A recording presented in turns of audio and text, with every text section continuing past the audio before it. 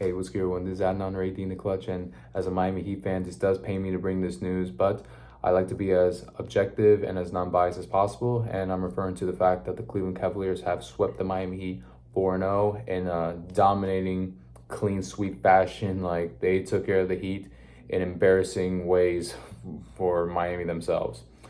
Their star player, Tyler Herro, he had a horrendous game four, if I'm going to be completely unbiased, as he had 4 points, 1 rebound, 1 assist, 1 turnover, shooting 10% from the field and shooting 11.1% from three-point range.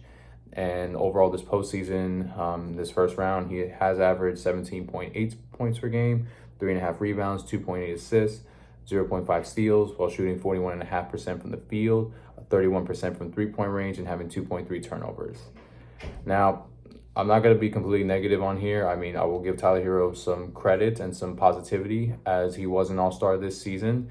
He did step up during the regular season big time when Jimmy Butler was in and out of the lineup and eventually being traded to Golden State, which, by the way, he's doing really well in.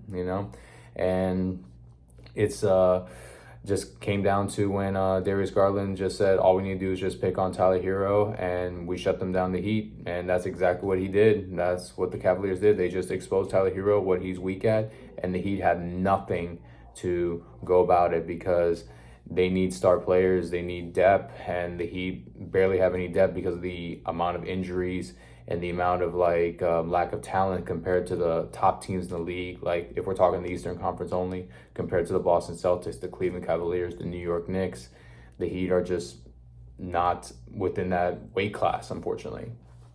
So, and part of me feels that this is a much needed humbling experience for them, because they've just been known for making all these moves. They're like, no, we can do this ourselves. We're Heat culture. We don't need anybody. We don't need to sign players. We don't need to trade for nobody. Well, this is their wake up call. And like I mentioned about Jimmy Butler earlier, now he's in Golden State and he's doing really well for them. And as the 7th seed, Golden State Warriors, they're doing really well against the number 2 seed, Houston Rockets. Sounds quite familiar. So I think he did that when he was with Miami, when they were an 8th seed, a 7th seed, went to the play-in and took down teams like the Boston Celtics and Milwaukee Bucks and the New York Knicks. That sounds quite familiar. So I don't think Jimmy Butler's the problem, and I would have paid him, but the problem is that they were so stuck on relying on Jimmy Butler, believing their cast of characters from undrafted free agents to washed-up players, and then just make it work, Jimmy. But as he's getting older, he's not going to be as productive nor as healthy, so it's going to cause a lot of wear and tear. And Jimmy Butler saying, I need help. He won't give it to them. All right, he's like, no, we're good where we're at. We're good. We don't need you. Bye-bye. And then now they got exposed and everything was handed to them on a silver platter. Why they need to make these changes right now. Why they cannot stay stuck in their ways.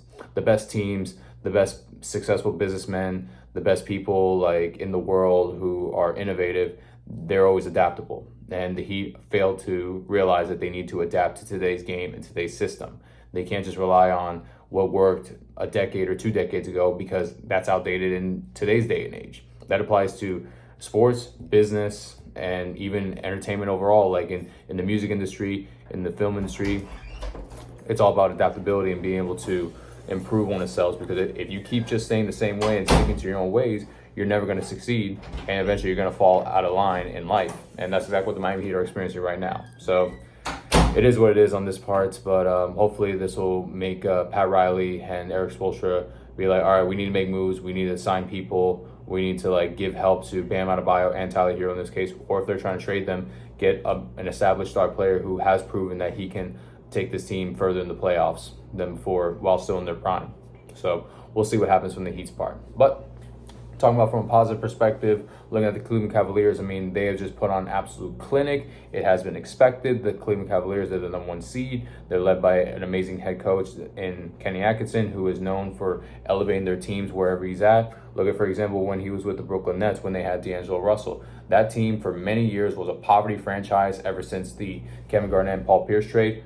After those two washed out, the Brooklyn Nets, nobody wanted to sign with them. They were just horrible, lack in talent. Kenny Atkinson came in, raised that team up, had their star player in D'Angelo Russell, who was an outcast at that point, made him an all-star player that year, and the Brooklyn Nets made the playoffs. And that's from starting from the ground up. Now he's got a team that already has talent in Donovan Mitchell, in Darius Garland, in Evan Mobley, and Jared Allen. And then now he's just doing wonders for them, leading them to the number 1 seed and being the biggest threat to make into the NBA Finals as representing the East. So it doesn't surprise me one bit, with the abilities and the intelligence of Kenny Atkinson. So I got nothing but respect for him. And the star player of the series was Donovan Mitchell, as he averaged 23.8 points per game, 3.3 rebounds, 4 assists, 1.5 steals, while shooting 47.8% from the field, shooting an impressive 45.7% from three-point range, while having 1.5 turnovers. So looking at this, it's just really impressive with what the Cleveland Cavaliers were able to do. They're able to now write their own history as basically the Cleveland Cavaliers.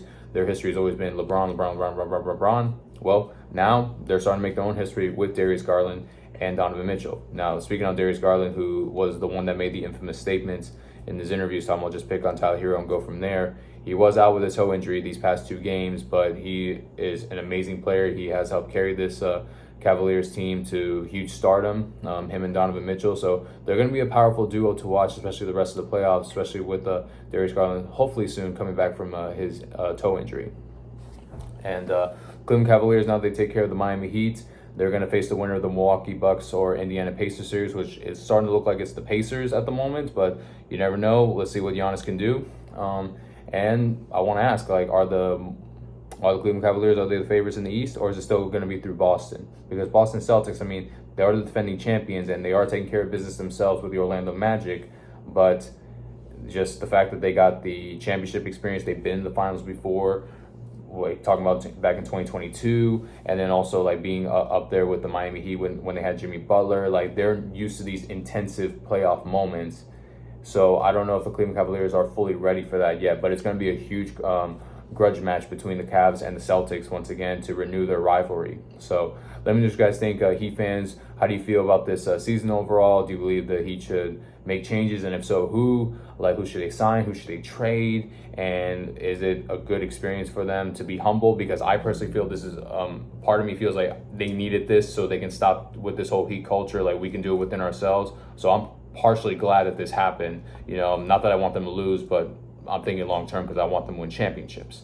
So let me know what you guys think, Heat fans, down in the comment section down below, and Cavaliers fans, how do you guys feel? Do you guys feel you need to get one step closer to defeating the Boston Celtics, or do you believe that this is it, this is your year, you can get there right now? I want to hear everything out in the comment section down below, and while you're at it, please like and subscribe. I certainly love and appreciate every single last one of y'all. God bless, and talk soon.